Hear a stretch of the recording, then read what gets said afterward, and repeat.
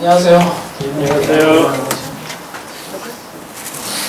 공식적으로 어떤 말씀을 전하는 것 자체가 제 인생에 있어서 처음입니다.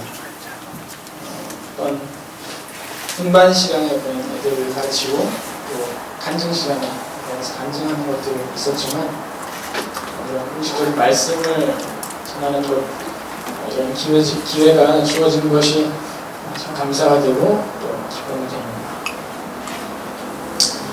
사실은 오늘은 다른 주제를 가지고 얘기를 하려고 했었는데 찬양 가운데에서 하나님께서 제게 감각의 어떤 주시는 음성이 있어서 그것을 잠시 나누고 원래 주제로 돌아가겠습니다. 요한복음 13장 보겠습니다.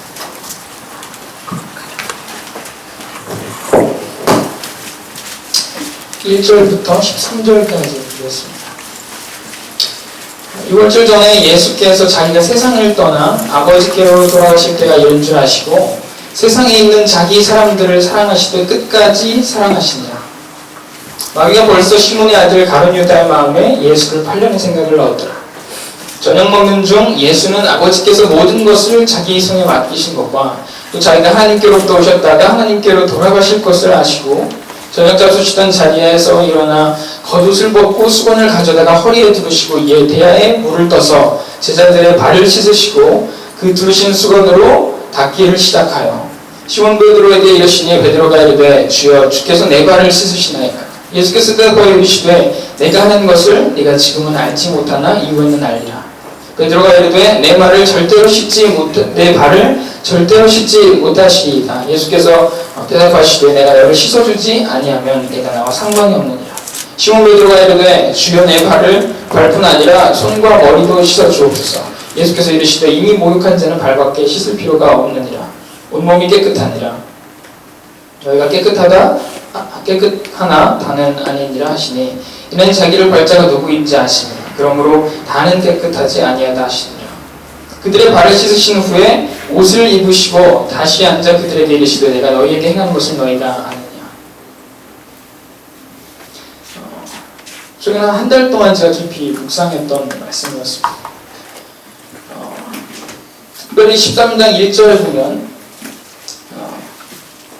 아버지께로 돌아가실 때를 주님이 아시고 세상에 있는 자기 사람들을 사랑하시되 끝까지 사랑하셨다라고 표현하고 있습니다.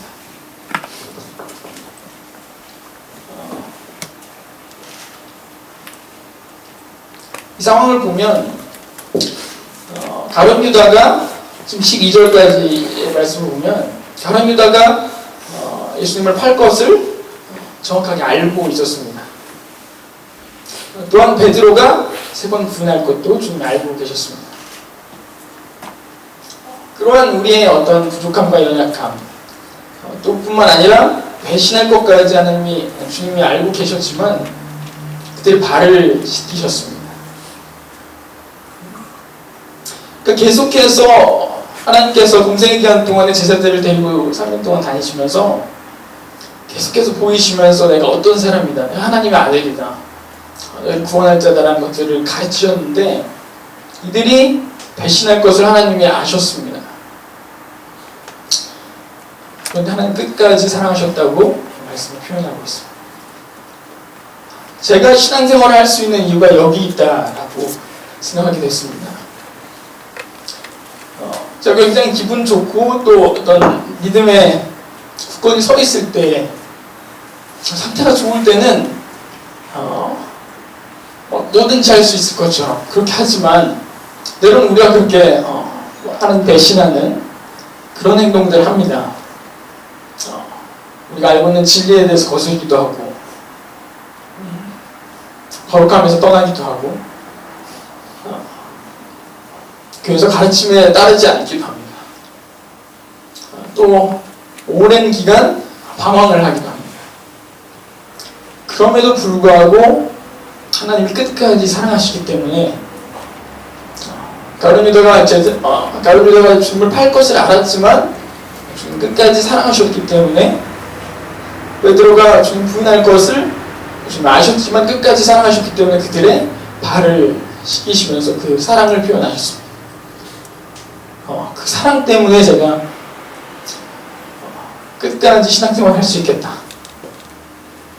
제 상태를 보면 제 신앙생활이 언제 끝날지 솔직히 모르겠어요. 어떤 상황이 오면 무너질지 저 장담 못합니다. 그런데 한 가지 확실한 것은 그 하나님의 사랑이 끝까지 가기 때문에 영원까지 갈 것이기 때문에 제가 이 사랑 때문에 끝까지 갈 수 있겠다. 그것을 깊이 생각하게 합니다.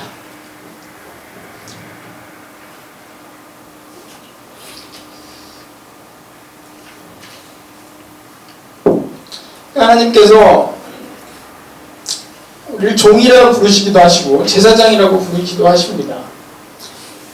그런데 그 모든 것보다 가장 먼저 된 것은 자녀로 부르셨다는 사실입니다. 왜냐하면 자녀는 계약했다가 마음에 안 들면 자르는 그런 계약 관계가 아니거든요. 어떤 상태든지 상관없이 그냥 계속 처음부터 끝까지 내 자식이니까 사랑하시고 끝까지 책임지시거든요. 근데 그 자녀라는 표현이 제 삶에, 제 인생에, 제 신앙에 기둥이 됩니다. 그 표현이 우리를 어떤 종으로 부르시지 아니하시고 제사장으로 부르시고 맞습니다. 필요하고 중요한 영역입니다. 그 안에서 섬기는 거 중요하고 또 하나님의 사역을 위하여서 우리가 쓰임받는 거 너무 중요하지만 하나님 먼저 우리와 관계를 맺기 원하시는 것, 그 사랑을 표현하고 우리에게 그 사랑을 요구하시는 것, 그냥 우리가 그냥 하나님과 관계 가운데서 살아가는 것, 그걸 먼저 원하셨기 때문에 우리를 아들로 자녀로 삼으셨다는 것, 그것을 생각하게 됩니다. 우리를 도구로 부르신 게 아니잖아요. 우리 열심히 써먹으려고 하나님 부르신 거 아니잖아요. 그랬으면 천사들에게 하나님 일 시키시면 됩니다. 우리 굳이 구원 안 시키셔도 되고요. 그냥 지옥 보내고 다시 재창조하시면 됩니다. 새로운 비전을 다시 살리신 것, 구원의 기회를 다시 주신 것, 포기하지 않으신 것, 그게 그 하나님의 사랑이지 않을까. 우리가 공동체 가운데 사랑하는 거 얘기합니다. 사역 열심히 해야 된다고 얘기합니다. 그런데 이 하나님의 사랑 깊이 깨닫고 경험하면서 사랑 가운데 거하지 않으면 어떤 의미가 있을까 하는 생각이 듭니다. 우리 그냥 고용된 일꾼 그 이상 이하도 아니잖아요.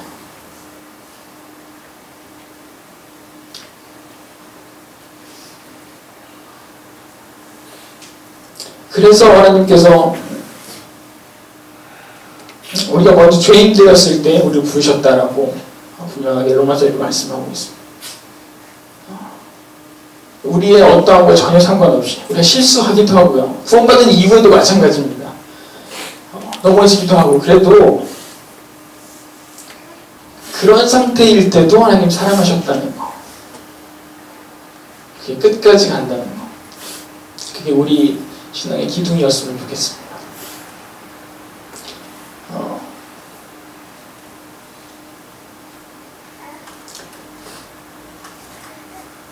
원래 소원에 관한 말씀을 하려고 했습니다. 그 말씀을 이제 이어갈 거고요. 제 삶 가운데서 하나님 구원을 행하시고 그 이후에 항상 인도하셨던 방법은 제 마음 가운데 소원함을 주셨습니다. 이 땅 가운데서도 어떤 꿈이나 비전, 소망들을 막 품게 해서 동기부여시켜서 너가 막 열심히 살아야 된다라는 것들, 자기개발서나 동기부여 책들 보면 엄청 많이 나옵니다. 그런데 하나님께서 우리를 이끌어 가시는 방법, 우리를 행하게 하시는 방법 중에서 하나가 우리 가운데 소원함을 주신다는 겁니다. 빌립보서 2장 13절 말씀 보겠습니다.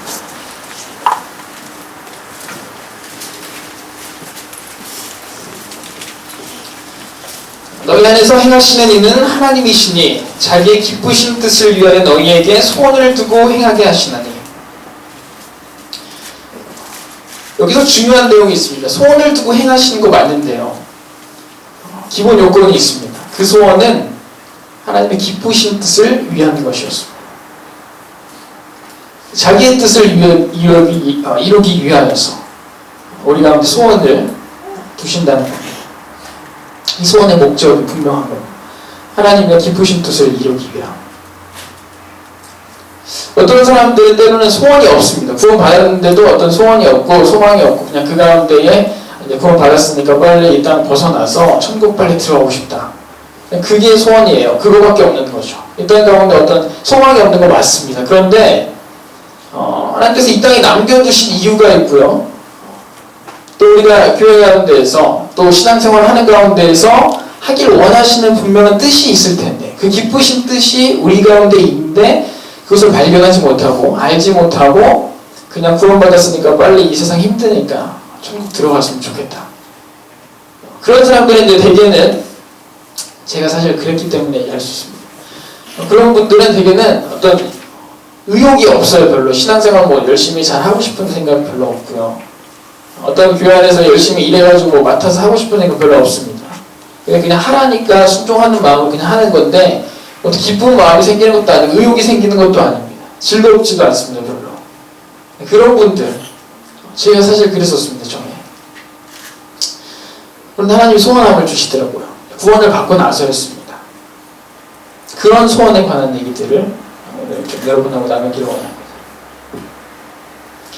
첫째는 에베소서 1장 16절에서 19절 말씀을 보겠습니다.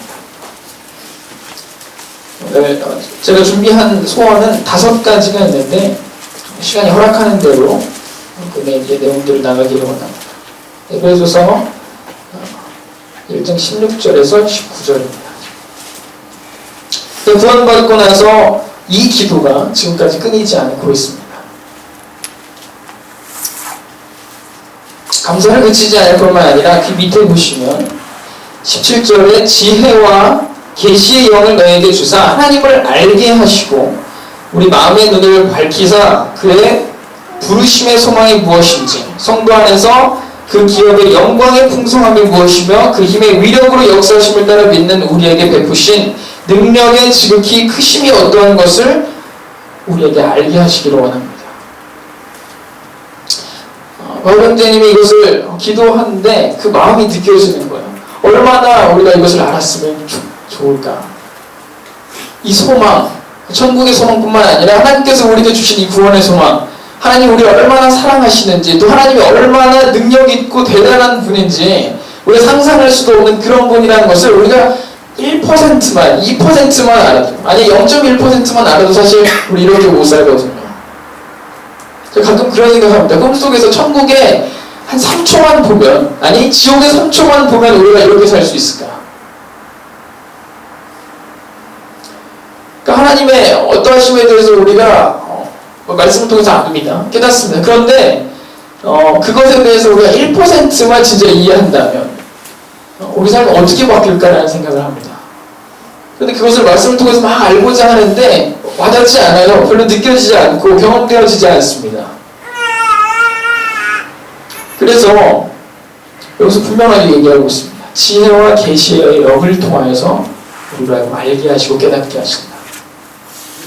정말 구하게 되더라고요. 주님, 이 지혜와 계시의 영, 이 성령님을 통해서 제 안에 이러한 하나님의 어떠하심에 대해서 알게 해주십시오. 이게 얼마나 놀라운 기업의 영광이고 소망인지 하나님 정말 깨닫게 해주십시오. 1%만이라도 그 전체의 1%만이라도 제게 깨닫게 해주십시오.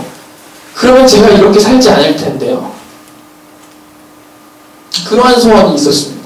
제가 계속해서 이제 제가 중학교 2학년 때 침례를 받았습니다. 침례를 받고 살아가는데 하나님 아는 것처럼 안 사는 거예요. 어리기도 했죠. 몰랐습니다. 하나님이 어떤 분인지 별로 느껴지지도 않고 그냥 그런 분인가 보다. 중학교 때부터 들었던 그 하나님 믿었거든요. 그런데 제 마음 가운데 정말 이 하나님이 어떤 분이라는 것을 크게 와닿지는 않았어요. 사실. 그 이후에 고등학교 시절을 하면서 보내면서 하나님 이 말씀을 보여주셨습니다. 정말 하나님 알기를 사모했으면 좋겠다. 이런 음성으로. 그때부터 이 바울의 마음, 이 바울의 기도를 제 삶 가운데 계속해서 두게 되었습니다. 하나님 정말 하나님에 대해서 제가 진짜 알게 해주십시오. 그런데 이게 지식적인 것뿐만이 아니잖아요. 경험적인 알도 있습니다. 하나님을 경험하는 것.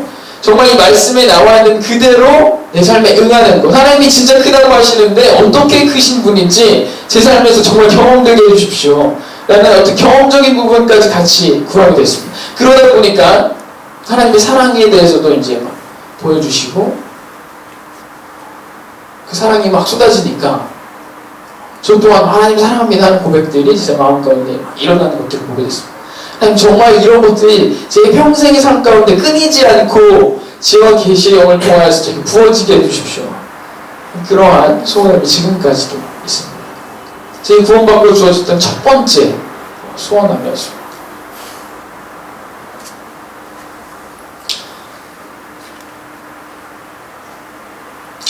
두 번째, 넘어가잖아요. 약간 제가 다윗과 아브라함에 대해서 생각을 하게 됩니다. 저는 다윗이 물맷돌을 들고 이제 골리앗하고 싸운다라는 얘기를 많이 이제 들었습니다. 중학교 때부터. 그런데 이제 그게 어느 정도의 스케일인지 상상을 못했어요, 사실. 왜냐면 다윗이 제 기억에는 이제 중고등학생쯤 되거나 한 20대 초반 이쯤 됐다. 그럼 저희 비슷한 또래잖아요. 그런데 골리앗이 그 어마어마한 키를 그리고 싸움이 굉장히 능한 장수가 나타났는데 싸움을 전쟁터에서 싸워보지 못한 갑옷조차도 맞지 않는 그 다윗이 물맷돌을 들고 나갑니다. 별로 이게 와닿지 않았는데 제가 군대 가서 확 깨달았어요. 이건 진짜 미친 짓이구나. 이거 돌았다. 네, 돌았습니다 진짜. 제 주특기가 막 있어가지고 총을 쏘가지고 내가 스나이퍼 해가지고 죽이겠다 이러면 그것도 사실은 두려운 일입니다. 굉장히 대단한 장수이기 때문에. 그런데 그게 아니잖아요. 물맷돌 들고 나가잖아요. 거기서 최고로 잘 싸우는 장수입니다. 그런데 다윗이 어떻게 그렇게 나갔을까? 그게 너무 갑자기 와닿는 거예요. 어떻게 나갔을까? 무슨 생각인가 이게 도대체. 상식적으로 이해 안 되는 행동. 그 이후에 하나님 깨닫게 하신 것은 다윗은 내가 어떤 사람인지 알았다. 다윗은 나의 이름을 더럽히는 그 자들에게 내가 어떻게 하는지 아는 사람이었다. 너도 내가 어떤 사람인지 알게 되면 이러한 정신나간 행동을 할 수 있다. 믿음이죠. 이러한 믿음 있는 행동을 너도 할 수 있다. 세상의 방법으로 이해 안 된다. 그런 것들을 하나님께서 말씀하셨습니다. 아브라함도 마찬가지입니다. 이삭을 바치는 행동, 상식적으로 이해 안 되는 행동입니다. 여기 계신 어떤 분이라도 사실 자녀를 바치라고 하면 어렵겠죠. 네, 어려울 겁니다. 불가능할 수도 있습니다. 그런데 아브라함이 바칠 수 있었던 이유는 처음부터 그랬던 게 아니잖아요.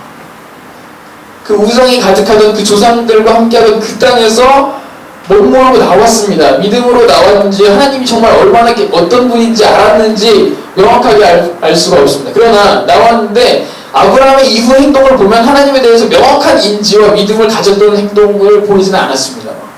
네. 아브라함이 하나님에 대해서 이삭을 바칠 정도의 믿음을 처음부터 가졌던 게 아니었거든요. 그런데 몇 번의 과정들, 실패들, 하나님 약속하신 것에 대해서 계속해서 실패하고 잘못도 하고요. 첩을 통해서 낳기도 하고 어려움을 겪습니다. 그런 과정에서 하나님을 알게 되는 겁니다. 하나님 경험하게 되는 거예요. 그러고 나니까 이삭을 바칠 믿음이 된 겁니다. 우리 이런 믿음이 되기를 원하는 마음이 우리 가운데 있었습니다. 제 가운데 있었습니다. 하나님 정말 이런 아브라함과 같은 믿음, 이런 정신나간 행동을 할 수 있는 믿음이 내 삶 가운데 있게 해주십시오. 이것은 하나님이 어떤 분인지 제가 알 때에 저절로 될 거라는 생각이 들었거든요. 믿음의 결단을 하겠다 이게 아니라 그분이 어떤 분인지 아니까. 삶 가운데 그런 소원함이 있습니다.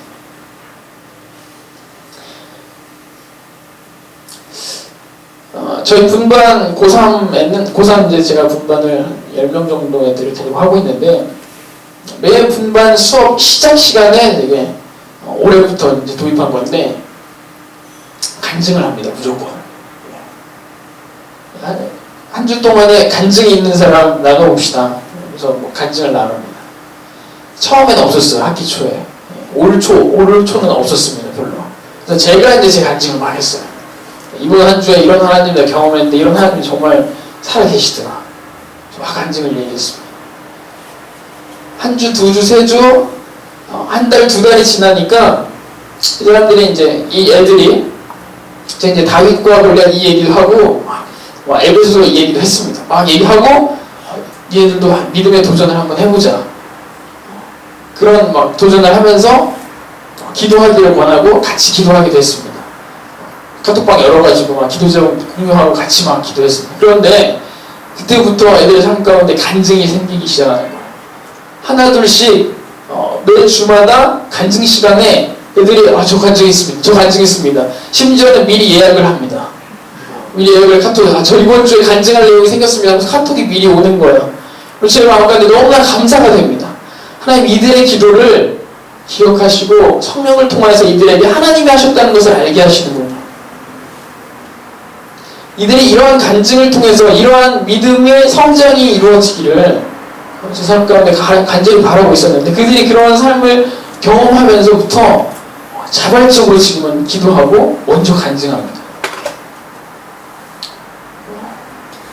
참 귀한 것 같아요. 그러니까 그들이 자생적으로 성장합니다. 하나님과의 관계 가운데서 계속 기도하고 스스로 씨름하고 스스로 성장하는 거예요. 근데 제가 가르치는 것은 가르치는 느낌이 아닙니다. 같이 그냥 기뻐해주고 같이 기도하자 하면 같이 기도하고 하나님이 알게 하시니까 그냥 저절로 성장하더라고요. 그렇게 하나님을 알고 하나님을 경험하는 것, 하나님을 사랑하는 일에 우리가 좀 더 소원함을 가지면 좋지 않을까 하는 마음이 있습니다. 요한복음 3장 30절 같이 보겠습니다.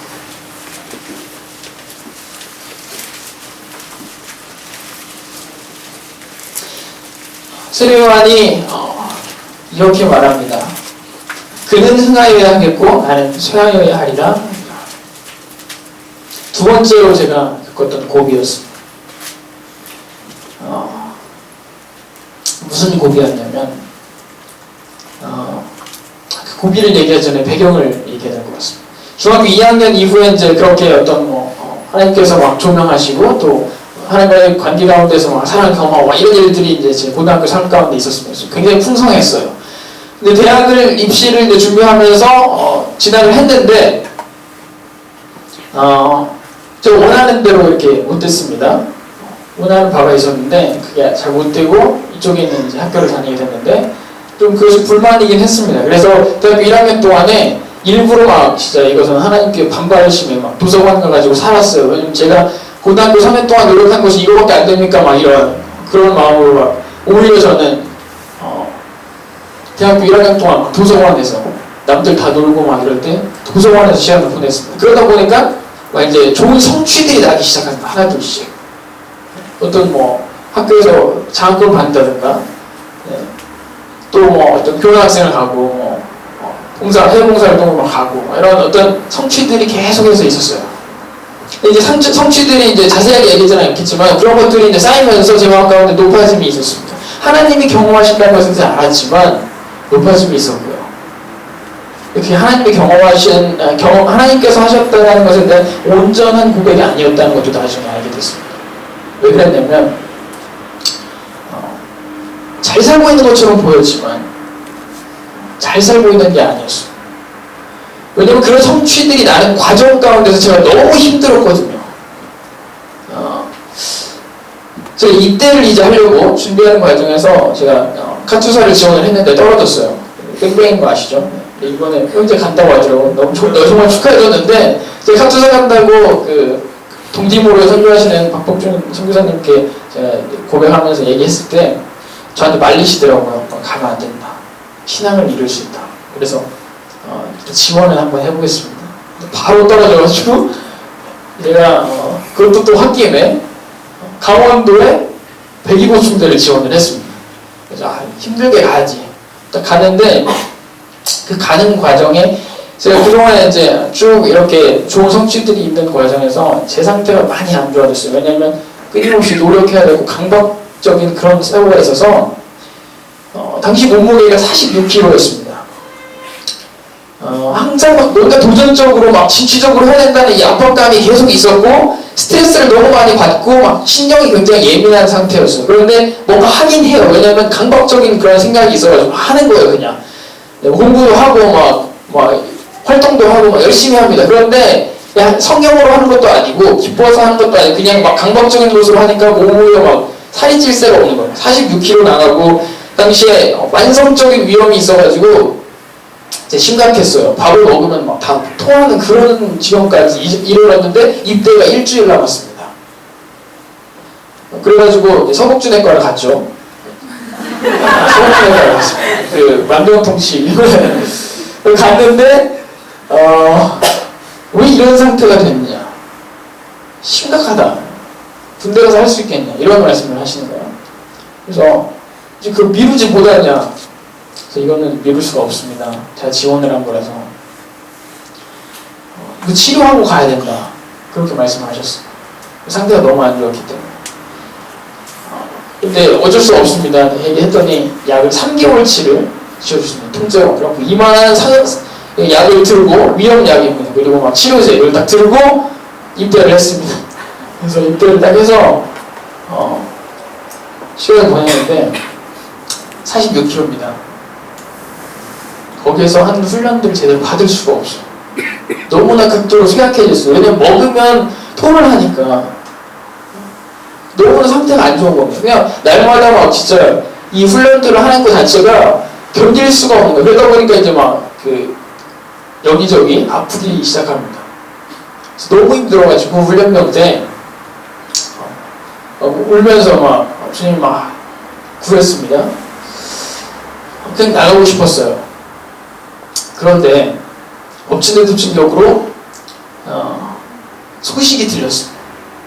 어머니께서 암이 발병하셔가지고 투병 중이시다. 훈련병 한창 너무 힘들 때 막 죽을 것 같았거든요. 근데 그 얘기를 들으니까 딱 하나밖에 안 생각났어요. 나는 살아야 된다. 어머니가 이렇게 싸우고 계신 것을 보고서라도 나는 여기 살아야 된다. 왜냐면 그때부터 이제 살기 위해서 훈련을 받기 시작했습니다. 살기 위해서 막 버티는 겁니다. 무조건. 언제부터 이제 막 주님은 보이지 않습니다. 그냥 살기 위해서. 어머니에게 또 다른 짐을 지워드리기 싫은 거 그거밖에 없었어요. 이유가 하나였어요. 그래서 막 열심히 했어요. 그런데 부상 막 당했습니다. 그래가지고 깁스를 했어요. 훈련병 때. 근데 그 상태로 자대로 가면 아시겠지만 군대에는 이런 용어가 있습니다. 패급. 뭐냐면 사람을 쓰레기 취급하는 겁니다. 쉽게 얘기하면 패급이라는 게 폐기 처분하는 급이라는 거예요. 예, 제가 그런 급이었습니다. 가자마자.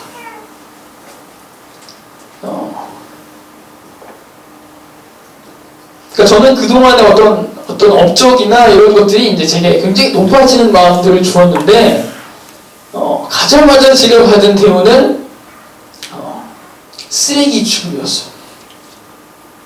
패급이다. 패급 왔다. 왜냐면 제가 이제 뭐 어떤 윗사람들을 잘 섬기는 어떤 개념이 있는 것도 아니었습니다. 또 체력적으로 그런 것들을 버틸 수 있는 게 아니었어요. 근데 더군다나 제가 간 곳은 강원도 최전방에 있는 GOP였습니다. 그리고 보직은 60mm 박격포병.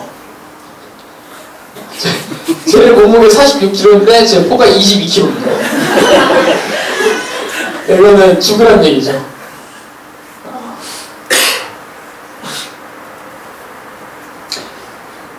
네 번의 깁스를 했습니다. 양쪽 손목이 다 나갔어요. 삽질을 막 계속 하니까. 땅을 제가 들어갈 목표까지 파야 됩니다. 근데 제 손목이 못 버티는 거예요. 그거를 삽질하는데 계속 나갑니다. 입대 막 다 나가고 그래가지고 계속 깁스했어요. 행군을 하는데 20kg짜리 폴을 메고 막 산을 타니까 발목이 못 버티는 거예요. 또 깁스합니다. 깁스하고 열을 할 수 없는 거예요. 왜냐면 제가 패급이니까 어떻게 해서든 잘해야 되는 거예요. 어떻게 해서든 잘 보여야 되는 거예요. 근데 열을 할 수 없습니다. 무조건 하는 거죠. 근데 제 동기들은 체육 출신이었어요. 체육과가. 개념도 있고 센스도 있고 덩치도 네, 좋습니다. 근데 저는 뭐 아무것도 가진 게 없는 거죠. 거기에서 생각했습니다.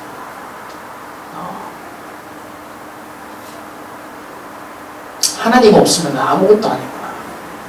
제로 베이스로 돌아간 거예요. 아무것도 없는 상태. 심지어 건강마저 없는 상태. 그런 상태, 제로 베이스로 딱 돌아가고 나니까 하나님 없으면 저 살 수가 없습니다. 여기서. 그래서 날마다 울면서 기도했어요. 침낭 속에 들어가가지고 어머니를 위해서 기도하면서 제 자신을 위해서도 기도했습니다. 주님, 저 살아야 됩니다. 근데 살 방법이 없습니다. 어떻게 살아야 됩니까? 여기서 어떻게 견뎌야 됩니까? 제가 그렇게 6개월을 철저하게 박살이 났습니다. 이런 생각을 했어요. 나는 노예다, 나는 노예다, 나는 노예다. 왜냐면 내가 노예라는 생각을 안 하면 제가 버틸 수가 없는 거예요. 제 자존감이 버틸 수가 없었어요. 거기서. 그러니까 나는 이런 취급을 받고 이런 대우를 받아야 될 사람이 아니라는 생각들이 있었는데 그렇게 대우하니까 나는 노예라는 생각을 막 제가 막 반복해서 생각하지 않으면은 그 행동과 말들이 견뎌지지 않는 거예요. 그래서 너무 어려워가지고 계속 저는 세뇌였습니다. 세뇌시켜서 제 자신을. 그렇게 6개월을 보내면서 제 밑으로 후임이 들어오겠지. 나 안 들어오고 6개월 동안 막내했습니다. 6개월 동안. 6개월 한 명 들어왔어요. 자, 이제 좀 풀리면 들어오겠지. 다음 들어오는데 6개월 걸렸습니다. 1년 됐는데 상병됐는데 밑에 2명입니다. 막내 생활을 1년 한 거예요. 쉽게 거의. 그러면서 노예근성을 배웠습니다. 노예근성. 그때가 제 인생에 가장 큰 중요한 교훈을 배운 시간이었습니다. 하나님 없으면 아무것도 아니다. 제가 제로 베이스로 내려가고 나니까 제가 잘하는 것들 다 의미 없고요. 다 쓸모없어요. 여기는 공부 잘하는 거고 영어 잘하는 거고 다 쓸모없어요. 기타 잘 치는 것도 필요 없고 노래 잘하는 것도 필요 없습니다. 여기서 필요한 거는 힘쓰는 일과 센스밖에 없어요. 근데 이 두 가지 다 없어요. 아무 쓸모없는 사람입니다. 그 상태 되니까 하나님께 하나님, 저 이런 사람입니다. 고백돼. 하나님 없으면 아무것도 필요 없는 사람인데 제가 뭔가 그냥 하나님이 얹어주신 그 재능과 은사들 때문에 뭔가 이런 것처럼 잘한 것처럼 그렇게 생각했습니다. 내려와서도 훈련이 계속됐습니다. 60시간 연속 훈련, 60시간 동안 잠을 안 재우고 산탑니다. 군대 행군 마일리지 제가 전역할 때 800km였어요. 800km 행군을 한 거예요, 군대. 그리고 훈련 횟수 따져보니까 30번이 넘었습니다. 근데 다 2박 3일 이상 훈련이었어요. 그러니까 밖에서 잔 날이 안에서 잔 날이 거의 비슷할 수준입니다. 좀 심각한 부대에 갔어요. 그러니까 제가 왜 거길 갔는지 지금도 하나님이 보여줬다는 생각밖에 안 들어요. 왜냐면 그런 데를 가는 것도 쉽지 않습니다. 일부러 찾아가는 것도 쉽지 않은 것 같아요. 근데 그런 곳을 보내시면서 제가 철저하게 자아가 몸을 강제로 감사합니다.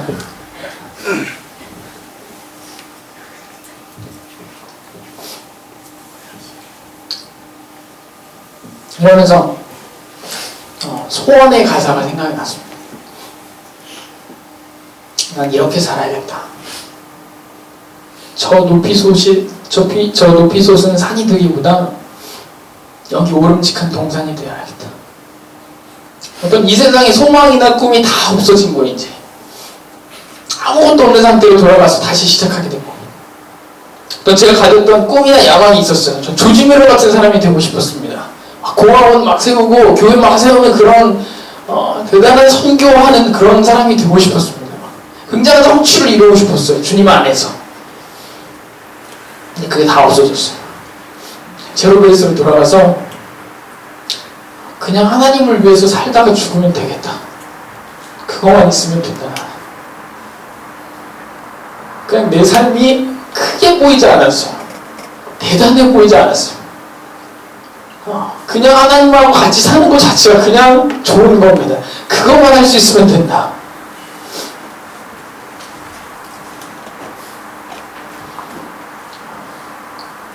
그때 미가서 6장 8절을 보게 됐습니다. 미가서 6장 8절을 말씀드렸습니다.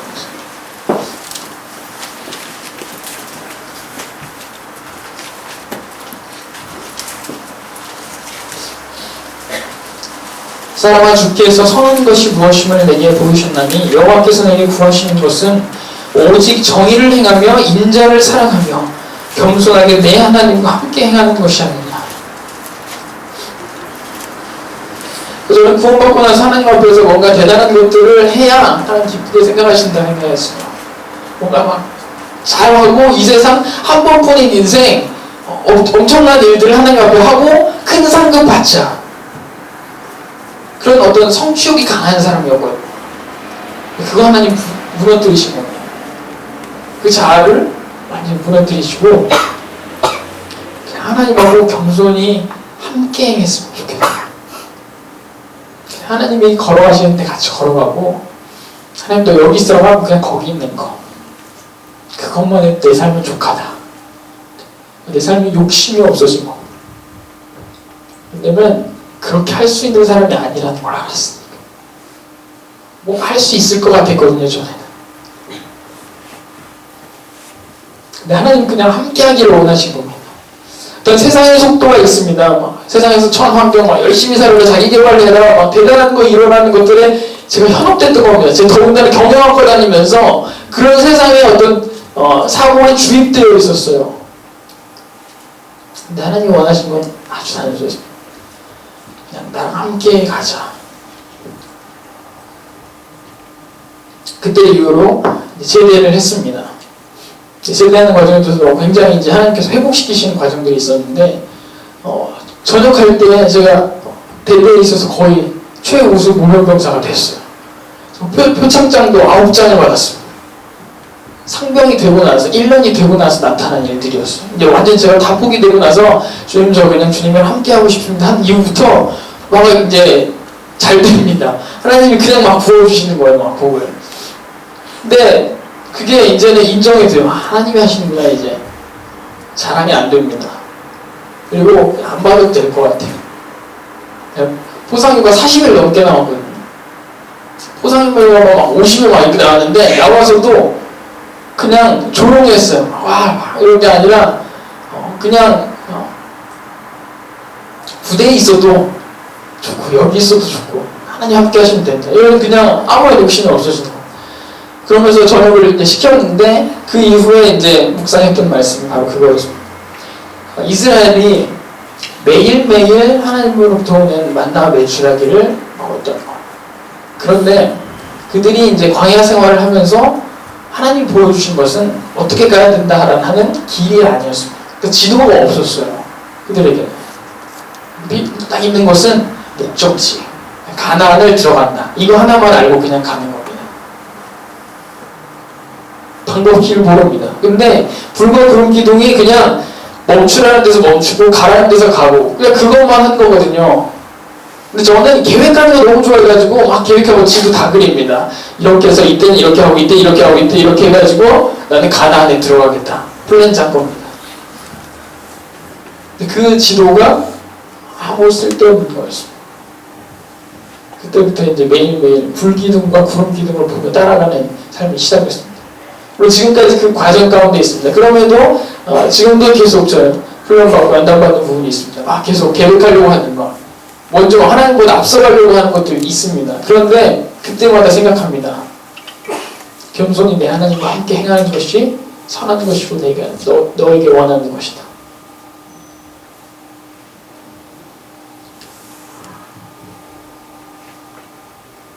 빌립보서 1장 20절에 이런 말씀이 있었습니다. 찾아보셔도 되고요. 그런데 이런 고백이 아멘이 됐습니다. 나의 간절한 기대와 소망을 따라 아무 일이든지 부끄러워하지 아니하고 지금도 전과 같이 온전히 담대하며 살든지 죽든지 내 몸에서 그리스도가 존귀하게 되게 하려 하나니 이는 내게 사는 것이 그리스도니 죽는 것도 유익함이라. 주님, 나를 통해서 주님만 영광받고 존귀케 되었으면 좋겠습니다. 그 세례요한의 이 고백이 아멘이 된 겁니다. 세례요한이 이런 고백했잖아요. 제가 맨 처음 말씀드렸죠. 그는 흥하였고 나는 쇠하였다. 너무 아름다운 삶으로 보이는 거예요. 이제 세례요한이 그 깜빵에 있는 모습이 너무 예뻐 보이는 거예요. 너무 멋있는 거예요. 자기 할 일 딱 했어요. 그냥 주님 오실 예비한 거 그거 하나 했습니다. 대단한 일, 사람들이 보기엔 대단한 일 아니거든요. 참수형 당했거든요. 근데 하나님 보시기에 그냥 딱 세례요한이 맡은 그 일 했잖아요. 그렇게 하면 되겠다. 대단한 업적 성취 필요 없구나. 대단한 사역, 좋은 교회에서, 넓은 교회에서 많은 사람들 구원하고 많은 사람들 인도하는 그런 프로그램 만들어내고 하고 이러고 말고, 그래서 그냥 방법이 과정일 뿐이지 겸손히 내 하나님과 함께 행하는 거 그거 잃어버리면 안 되겠다. 그냥 저기 오름직한 동산 되는 거, 높이 솟은 산 되는 그런 꿈, 주님 꾸게 하시면 꿀 수 있습니다. 그런데 안 꾸게 하셔도 내가 꿀 필요가 없는 것 같아요. 욕심인지 아닌지 생각해 봐야죠. 그렇게 되더라고요. 그러면서 제 마음이 편해졌습니다. 주위에 있는 사람들이 보이는 거야. 주위에 있는 한 영혼이 너무 귀하게 보네. 그때부터 제대 이후에요. 그러면서 이제 만난 게 있었습니다. 뭐냐면 이제 제가 09년도에 대학을 입학하면서 예수전도단이라는 어떤 기독교 동아리에 들어갔었습니다. 이 친구의 권유로 인해가지고 이제 들어갔거든요. 근데 딱 들어갔는데 예수 형제단인 줄 알았어요. 남자가 8명이고 여자 1명, 9명. 그게 다입니다. 그래서 이 동아리는 내가 알고 있던 예수전도단이 아닌 것 같다. 내가 아는 그 동아리는 굉장한 곳인데, 뭐 앨범도 나오고 막 이런 곳인데, 굉장히 작은 규모의 그런 것들이었습니다. 그래서 조금 실망이 있었어요. 그런데 그냥 캠퍼스 안에서 함께 말씀 보고 찬양할 수 있는 사람이 있으면 좋겠다는 그 소원함 그거 하나 때문에 그냥 들어간 거였거든요. 그래서 이제 그런 사람들하고 이제 교제를 하는데 사실은 구원받지 않은 사람들도 좀 있었습니다. 그런데 그게 중요한 게 아니라 그런 열악한 환경이었는데 제가 제대하고 이제 다시 한번 가봤어요. 근데 제가 깜짝 놀랐습니다. 제가 알던 동아리가 아닌 거예요. 40명이 넘었습니다. 제가 없던 2년 사이에 40명이 넘게 사람들이 있는데 이들의 표정이 보통이 아닙니다. 천국을 사는 사람들의 표정이에요. 내가 알던 예수전도단 동아리 애들이 아닌 거예요. 무슨 일이 있었나 저는 궁금했습니다. 그때부터 거기에 막 모임에 참여해서 관찰을 하기 시작했습니다. 뭐지? 어떻게 이렇게 불운한 걸까? 그리고 왜 얘네들은 이렇게 행복과 기쁨과 감사가 넘치는가? 내가 알던 곳이 아니다. 무엇이 이들을 바꿨는가? 찾아보기 시작한 거예요. 한 6개월쯤 됐을 때 알았습니다. 거기 헌신된 한 명이 있었어요.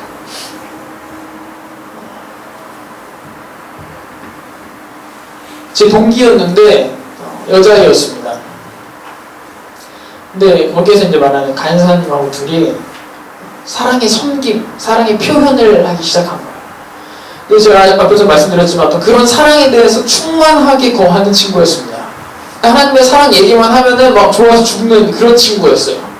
근데 하나님의 사랑이 너무 막 부어진 바 돼 있는 그런 친구였거든요. 그 사랑을 어떻게 내가 흘려보내야 될까 항상 고민하는 친구였습니다.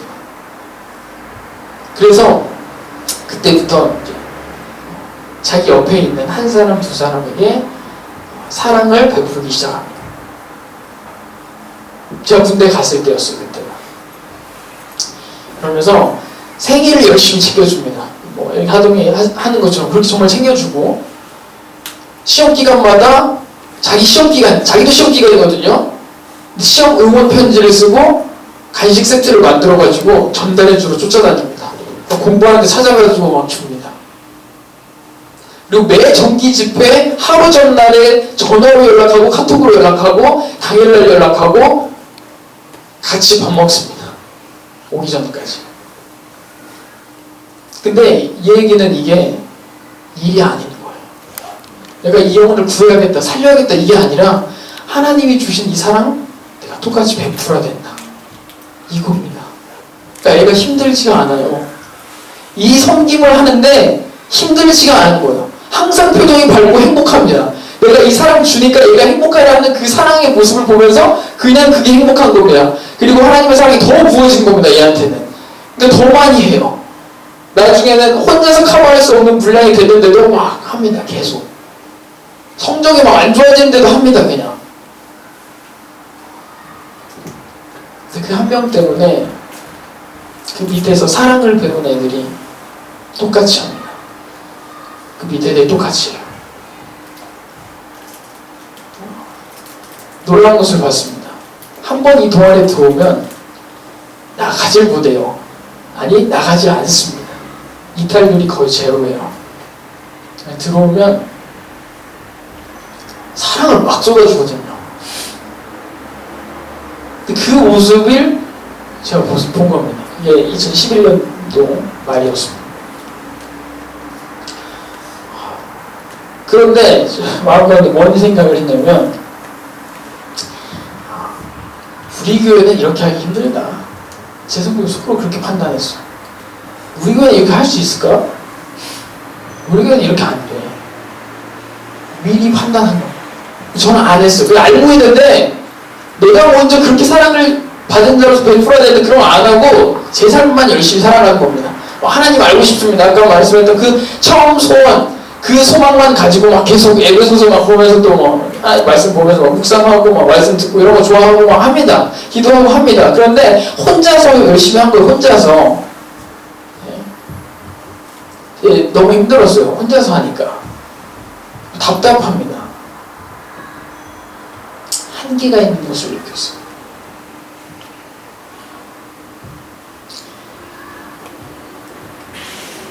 그런데 이제 그 공동체를 보고 와서 지난 임덕원에 갔을 때 제가 울면서 내려오면서 고백하는 것이 있습니다. 주님, 우리도 이렇게 할 수 있습니다. 제가 안 한 겁니다. 제가 그것을 알고도 안 한 겁니다. 회개가 됐습니다. 나 혼자 신앙생활 잘해보겠다고 열심히 싸웠거든요. 교회 청년들이 어떻든 별로 관심 없이 저 혼자 신앙생활 열심히 해보려고 한 거예요. 저 혼자 하나님 앞에서 1대1 관계 잘하면 된다.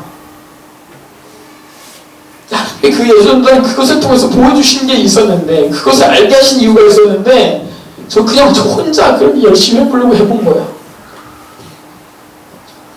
회개하면서 내려왔습니다.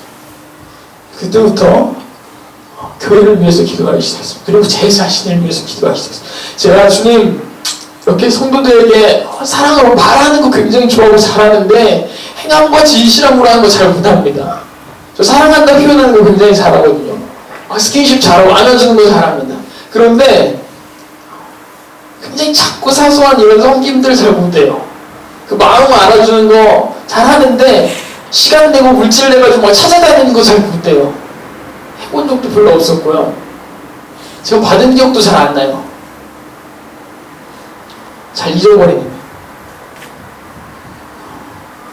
기도가 되더라고요. 주님, 저 이렇게 제가 먼저 미련이 돼서 그렇게 했으면 좋겠는데 제가 준비가 안 된 것 같습니다. 제가 어떻게 해야 될지 잘 모르겠습니다.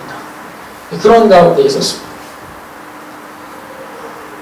지금 또한 그러한 기도 가운데 우리 동역자들 함께 이른로 형제들 함께 하면서 그런 공동체, 정말 그렇게 사랑을 베풀고 나누는 그런 공동체를 만들어가기 위해서 함께 기도하고 있습니다. 금요일마다 같이 천야 기도하면서 이 기도 제목을 위해서 기도하고 있습니다. 어떻게 하면 우리가 사랑을 함께 나누고 베푸는 것을 할 수 있을까? 우리는 이런 것들에 연약하고 잘 못하는 사람들인데 어떻게 하면 우리가 더 이런 것들을 할 수 있을까? 잘하고 싶어요. 이렇게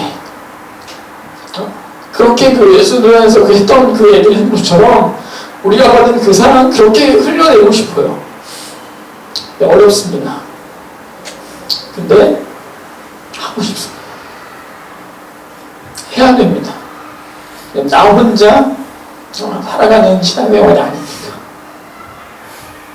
어제 권영재를 통해서 말씀해 주셨습니다. 우리는 지체라서 같이 가지 않으면 성장하지 못한다.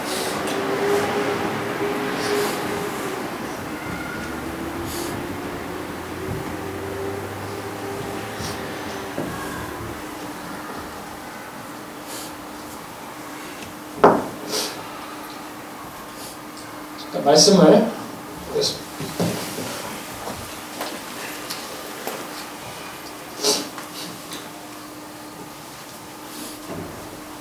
에베소서 4장 23절입니다.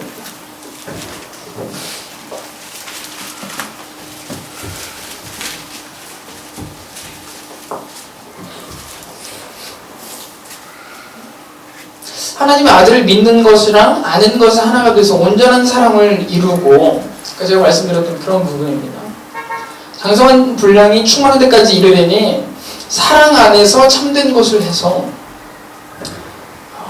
그 예수 그리스도 머리 되신 그분에게까지 우리가 자라가는 것, 이게 목표인데요. 16절을 보니까 온 몸이 각마디를 통해서 도움을 받음으로 연결되고 결합되고 지체 분량대로 역사해서 그 몸을 자라게 하고 사랑 안에서 스스로 세웁니다.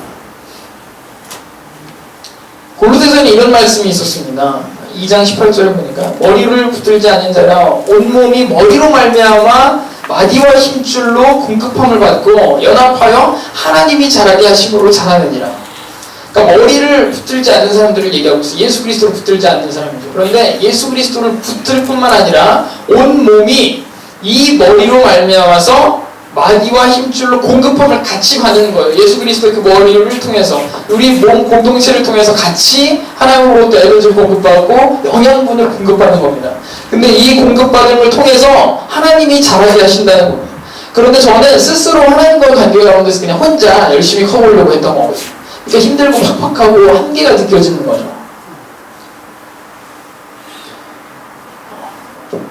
구원받은 그리스도인으로 된 이 세 사람은 함께 하나님의 연합해서 마디와 힘줄 이 공급을 하나님의 이 예수 그리스도의 머리를 통해서 우리가 같이 온몸이 돼서 영양분을 공급받아서 하나님이 자라게 하심으로 우리 같이 자라야 되는데 나 혼자 내 부분만 열심히 크고 있는 거예요. 제 손을 맡았으면 손만 큰 사람입니다. 손만 비대하게 아주 커요. 비정상적인 사람이 되어버리는 거죠. 그렇게 클 수도 없지만.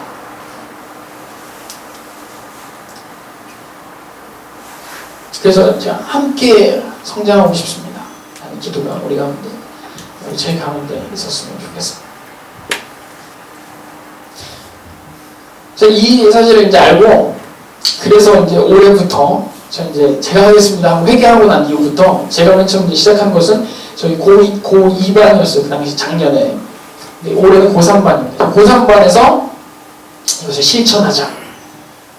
이걸 실천해보자. 사랑을 표현하고 이 애들이 오면 용납하고 이해하고 챙겨주고 이런 것들을 잘 못하지만 해보자. 신방을 다니기 시작했고 애들이 개인적인 카톡을 날리기 시작했어요. 사실 개인적 카톡 안 하고 단톡으로 그냥 공지 띄우시 그렇게 많이 했거든요. 항상 개인 카톡 안 하고 개인적으로 연락 안 하고 상태 물어보는 거 이런 거. 왜냐면 제가 좀 나름 세상의 일에 너무 바빴어요. 이게 이제 회개가 되는 겁니다. 여기에 지금 내가 사람을 세우고 내가 높이 솟은 산 안 되고 작은 여기 움직한 동산이 되겠다고 하면서 막 학교에서는 높이 솟은 산이 되려고 열심히 노력하는 겁니다. 근데 그것을 보고 나서 아니구나. 내가 움직한 동산이 되겠다고 그렇게 얘기했는데 내 주위 사람들 돌아보는 사람 되겠다고 얘기했는데 내가 그렇게 안 하고 있구나. 그것을 깨달아지면서 이 애들에게 사랑을 붙기 시작했습니다. 그래서 올해 동안에 계속해서 제가 할 수 있는 최대한의 사랑을 부는 것을 연습하고 노력했어요. 잘한 게 아니라 그냥 연습하고 노력했거든요. 근데 한 번 이런 때가 있었습니다. 구도자 친구인데 초등학교 때부터 지금까지 그냥 구도자 안 믿는 가정이었는데 계속 나오는 친구야. 교회 학교만 나옵니다. 그냥 근데 나온 이유가 그냥 여기가 그냥 친구 따라서 나온 거예요. 하나님을 알고 싶은 마음, 하나님이 계신지에 대해서 깊이 있게 생각하는 마음이 없습니다. 그런데 이 친구가 한 번은 마음이 좀 안 좋았나 봐요. 내가 여기 왜 교회를 나오는지 모르겠는데 하나님 안 믿어진다. 나 여기 하나님 안 믿어지는데 굳이 계속 나와야 될 이유를 모르겠습니다. 선생님 하면서 저한테 톡을 보내는 거예요. 근데 단체 톡방에 그것을 얘기하더라고요. 그래서 이제 좀 교회 생활을 쉬어야겠습니다. 이렇게 얘기하는 겁니다. 털컹했어요. 사랑을 표현하기로 한 그 순간에 그런 일이 일어나니까 털컹했어요. 이렇게 해서 얘 떠나면 안 되잖아. 뭐 이런 생각이 이제 막 별 생각을 가지면서 주님께 구했습니다. 주님 이때 제가 뭐라고 얘기해야 됩니까? 계속 나와야 돼 이렇게 그냥 권유하는 거 그거 아닌 것 같았거든요. 너무 단순한 얘기잖아요. 그건 누구나 하는 거잖아요. 근데 하나님 방법이 있을 것 같았어요. 왜냐면 제가 사랑에 대해서 연습하고 있는 과정이기 때문에. 근데 그 얘기가 생각나더라고요. 이름이 지훈인데 지훈아, 쌤은 너가 하나님 믿고 안 믿고가 중요하지 않아 지금. 너가 우리랑 같이 했으면 좋겠어. 그냥 함께 했으면 좋겠어. 너가 하나님 안 믿어지는 거 이해해. 지금 중학교 디셔츠가지고 지금까지 몇 년 동안 교회 나왔는데 하나님 안 믿으시는 거 이해. 근데 그냥 우리 같이 했으면 좋겠다. 같이. 그냥 너랑 함께 있는 것 자체가 쌤한테도 그렇고 우리 반 애들한테도 행복이야. 이렇게 얘기했거든요. 그 얘기가 왜 생각난지 모르겠어요. 근데 그냥 주님이 그런 마음을 주셔서 그냥 막 썼어요. 그래서 딱 보냈는데 애가 잠시 좀 답장이 없더니 네 알겠습니다. 그 뜻을 잘 알겠습니다. 그래서 그 다음 주부터 달라졌어요. 애 마음 가운데 그게 있었던 것 같아요. 애들 이제 다 막 고맙고 찔려받고 이러는데 자기는 하나님 안 믿어지는 거예요. 그런데 믿어야 될 것 같은 강박이 생기는 거죠. 부담감이 생기는 겁니다. 근데 이제 그렇게 얘기하니까 그냥 나한테 뭘 믿기를 강요하는 게 아니구나. 나랑 함께 했으면 좋겠다는 얘기구나. 그냥 사랑하니까 같이 있었으면 좋겠다. 이걸 원하는구나. 이걸 애가 느낀 것 같아요. 그때부터 애가 엄청 열심히 다닙니다. 스스로 모두 나옵니다. 같이 막 나와요. 지금은 정말 더 많이 변화됐습니다. 지금은 아직 구원을 받진 않았습니다. 근데 계속해서 변화 가운데 있습니다. 한 2주, 3주 전쯤은 친구 2명을 전도해서 데려오겠다고 먼저 막 카톡을 왔어요. 선생님 제가 2명 전도해서 데려오겠습니다. 결국 못 데려왔지만 제가 막 전도를 굉장히 열심히 하는 그 모습을 보고 제가 그랬어요. 농담이시고 너부터 구원받아야지. 그랬는데 애가 개의치 않아요. 이제 그게 진심이 아닌 걸 아니까. 근데 그냥 애가 막 전도하는 게 너무 좋은 거예요. 왜냐면 여기가 좋으니까. 그냥 우리 반이 좋으니까. 그때부터 애들이 막 전도하기 시작합니다. 그래서 계속해서 데려와요. 그리고 구도자 애들이 오는데 구도자를 전도하는 일이 일어납니다. 왜냐면 그냥 여기가 재밌고 여기서 다 받아주니까 하나님 믿으라는 얘기 사실 저 복음 안전합니다. 그냥 안 하고 계속 놉니다. 얘기하고 롤 얘기도 같이 하고 저 롤 잘 모르는데 해본 적도 없지만 그런 얘기만 하면서 놉니다. 그냥. 근데 그런 것들이 같이 하니까 좋았는가 봐요. 그냥 애들이 여기서 받아주는 거, 용납해주는 거. 그때 생각이 났어요. 하나님이 내가 아직 준비되지 않은 그 죄인일 때 나 용납해주고 받아줘서 너 그렇게 사랑해줬다. 얘가 믿는 조건으로 나오는 게 아니라 그냥 얘 아직 죄인인데 하나님 사랑하신다고 그냥 함께 하기를 원하신다고. 우리 공동체 하는데 너가 막 전도하려고 막 공동체에서 구원받게 하려고 노력할 필요 없어. 그냥 난 얘 사랑하니까 우리 공동체 가운데 같이 왔으면 좋겠다고. 그런 음성으로 다가왔습니다. 그때부터 계속 막 그냥 사랑하는 거예요. 지금까지도 그렇습니다. 그래서 애들이 이제 저한테 그렇게 고백합니다. 사랑합니다. 먼저 저한테 얘기합니다. 카톡으로 쌤 사랑합니다 하면서 막 보내요. 그럼 저는 굉장히 흥분해집니다. 왜냐면 제가 먼저 말하기 이전에 제가 먼저 받는 게 전 처음 있는 일이니까. 이거구나. 그 가운데에서, 그 과정 가운데에서 한 친구가 구원받고 이번에 또 침례를 받게 됐습니다. 두 친구요. 계속해서 지금 더해지고 있는 과정 가운데 있습니다. 또한 이러한 것들이 성령부 안에서도 일어나기를 저는 소원하고 있고, 앞으로도 계속 저는 이러한 사역들을 해야겠다는 마음이 생깁니다. 주님 이걸 깨닫게 하셨으니까 이렇게 가봐야겠다. 계속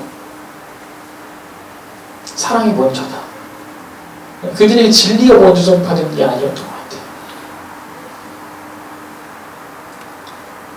진리를 먼저 딱 전파하고 사랑하니까 진리 준 거야, 이게 아니라 사랑해, 함께하고 싶어, 너가 그냥 좋아, 아직 죄인이지만 구원 안 받았지만 심각한 행동 하지만 그냥 사랑해, 함께 했으면 좋겠다. 그러다가 진리가 들어가면 사랑 때문에 진리를 받아들이게 되는 거예요. 이것이 진리인지는 모르겠습니다. 그런데 제가 경험하고 제가 깨달은 공동체는 그런 것이었습니다. 마지막 얘기를 하겠습니다. 그럼 오고 싶은 공동체, 좀 함께하고 싶은 공동체, 그냥 가면 구절들이 와도 누구나 좀 포용되고 인정되고 막 수용되는, 얘는 아직 하나님에 대해서 잘 모르니까 그런 도외시되는 그런 게 아니라 얘도 말할 수 있는, 그러려면 하나님 얘기만 하면은 얘도 말할 수가 없거든요. 복음 얘기만 하면은 그냥 말할 수가 없거든요. 그런 걸 받아들이는 공동체, 그러면서도 사랑으로 하는, 사역이 아니라, 우리가 막 얘를 구원하기 위해서 했던 그런 강박에 의해서 하는 게 아니라, 아까 말씀드렸던 것처럼 사랑으로 쏟아지니까요. 그러니까 이제 제가 사랑이 부어져야 되더라고요. 계속 그래야 돼. 사랑도 쏟고, 사랑 부어져. 그러면 또 계속 옵니다. 그렇게 공급받는 거구나. 지치지가 않아요. 사실 고3, 고2, 제가 사역하는 그 모든 과정에서 애들 때문에 지친다 이런 생각을 한 번도 해본 적이 없었습니다. 오늘은 하는 모든 과정에서 제가 공급함을 받습니다. 제가 막 더 하나님 사랑 막 충만하게 거해집니다. 이 학생들을 보면서 제가 더 막 하나님 사랑을 깨닫게 됩니다. 근데 왜 이게 힘드냐고요? 그냥 안 힘들어지는 거예요. 제 심령이. 물론 육체는 막 필요합니다. 저번 같은 경우는 제가 10시까지 학교 생활 풀타임 딱 하고 10시에 애들 신방할 시간이 없어서 10시에 가가지고 1시까지, 새벽 1시까지 그 다음날 과제가 미팅이 있었는데 아침에 그렇게 막 달리는데 너무 피곤합니다. 그런데 너무 행복한 거예요.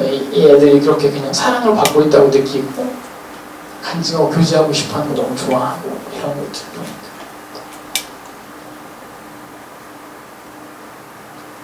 사랑이 먼저인 것 같습니다. 진리가 전파되기 전에 하나님께서 우리에게 다가오신 방법이 사랑으로 다가오신 거죠.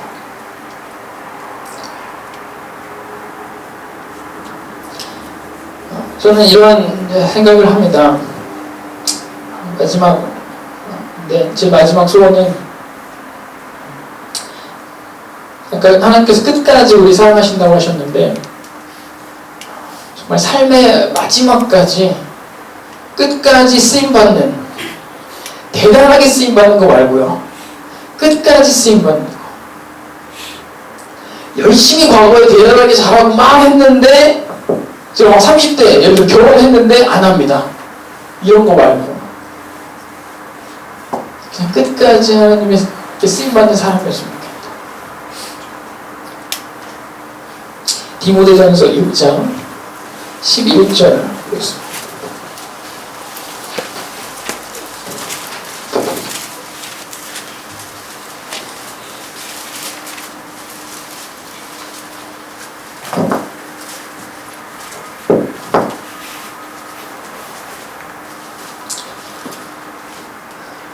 사도 바울 형제님께서 디모데에게 너 하나님의 사람아 라고 얘기합니다. 근데 저는 이 표현이 너무 좋아요.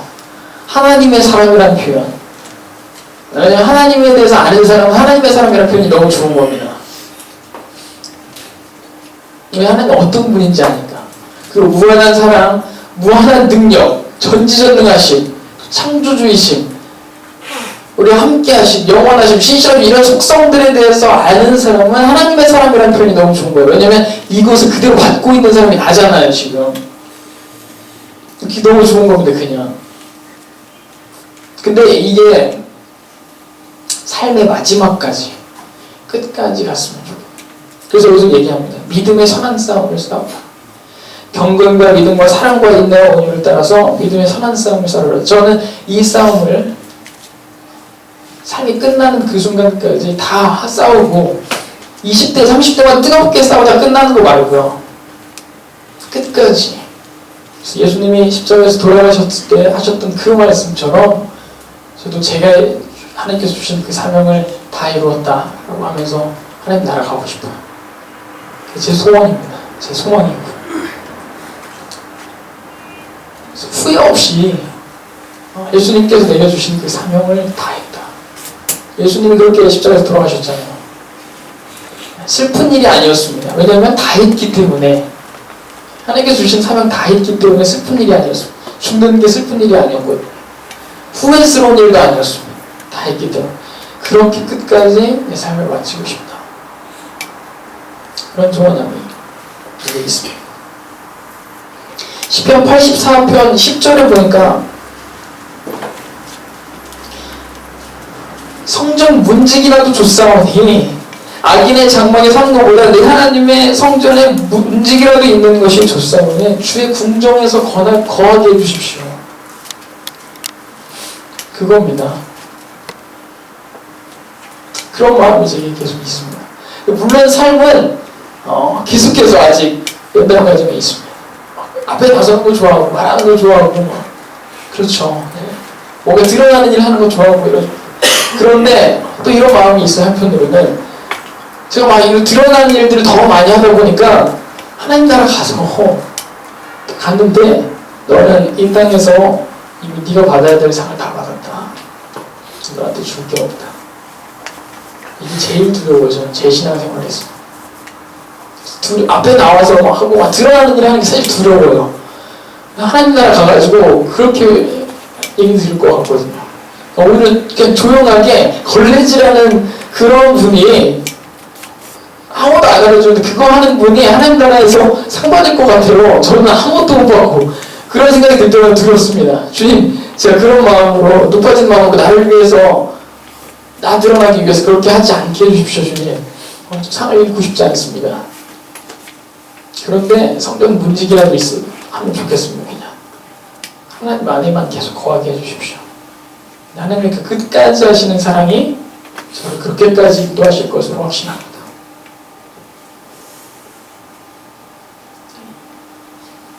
그리고 저는 앞으로 제가 할 사역들에 대해서 이렇게 생각을 합니다. 마태복음 10장 42절을 보니까 작은 자에게 냉수 한 그릇이라도 떠가주는 그 마음, 내게 허락하신 이 작은 영혼 하나라도 놓치지 않으려고 하는 그 마음, 그 사랑이거든요. 어떤 성취나 의무감이 아니라 사랑하기 때문에 놓치고 싶지 않아요. 주님이 그 영혼을 놓치지 않는 그 마음, 내가 그 영혼을 사랑하기 때문에 놓치지 않으려고 하는 그 사랑, 그게 부어지게 해주십시오. 상한 갈대를 꺾지 않고 꺼져가는 등불을 끄지 않는 그 마음이 뭔지 하나님 좀 깨닫게 해주신 거예요. 한 1%. 근데 그거 너무 와닿대요. 상한 갈대 그냥 끊어버릴 수 있고 꺼져가는 등불을 그냥 너 할 수 있지만 다시 타오를 때까지 계속 기다려줘. 쓸모없습니다. 지금 딱 당장 보기에는 너무 깜깜해요. 꺼져가는 등불이기 때문에 너무 깜깜해서 쓸모없는 불처럼 보일 수 있지만 기다려주시면 다시 활탕을 타오를 때까지 그리고 기름을 부어주시죠. 여기 내 형제 중에 지극히 작은 자 하나에게 한 것이 곧 내게 한 것이니라. 이 말씀을 요즘에 제 삶 가운데 적용하고 있습니다. 하나님에게 하듯이 해보자. 쉽지 않습니다. 예. 형제들이 허물을 제가 어제도 찬양할 때 얘기했지만 형제들이 허물이 보이기도 하고 믿지 않는 사람들이 허물이 더 많이 보입니다. 그렇지만 쉽지 않아요. 그들을 하나님으로 여기고 하는 것은 더 쉽지 않습니다. 그냥 원래 그런 애니까 라고 인정하는 건 쉽죠. 근데 하나님으로 여기는 것, 하나님에게 하듯이 하는 거, 그때부터 이제 그런 마음들 제게 정말 부어주셔서 그런 것들을 막 우러나는 마음으로 하고 싶습니다. 그렇게 막 부어주시더라고요. 근데 그런 마음들이 계속해서 제 마음 가운데 이어졌으면 좋겠고 여러분 마음 가운데 이어지기를 간절히 기도하고 축복합니다. 말씀을 마무리하겠습니다. 여러 가지 얘기를 한 것 같은데 결론은 하나입니다. 하나님을 내게 사랑하시는 것처럼 저도 그렇게 사랑하고 싶습니다. 그리고 그 하나님이 사랑에 끝까지 사랑하셨기 때문에 그리고 아무것도 상관없는 아무것도 준비되지 않는 발벗 그대로의 그 상태인데도 사랑하셨기 때문에 저도 그렇게 사랑하고 싶어. 그 사랑받은 자로서 끝까지 그렇게 신실하게 사랑하고 싶습니다. 그게 제 삶의 유일한 소원입니다. 여러분의 삶 가운데도 그러한 소원이 있었으면 좋겠고 또한 이것이 여러분뿐만 아니라 또 이런 소원뿐만 아니라 하나님께서 각기 개인의 삶 가운데서 많은 소원을 주실 거라는 생각이 들어요. 근데 아까 빌립보서 2장에 나왔던 것처럼 다양한 소원들 하나님 주시는 것 구하고 그 소원 가운데서 우리가 같이 행했으면 좋겠습니다. 소원을 두고 행하시는 분이시니까 그러한 소원들을 우리가 찾는 그러한 삶이 되기를 기도하면서 축복합니다. 기도하고 마치겠습니다.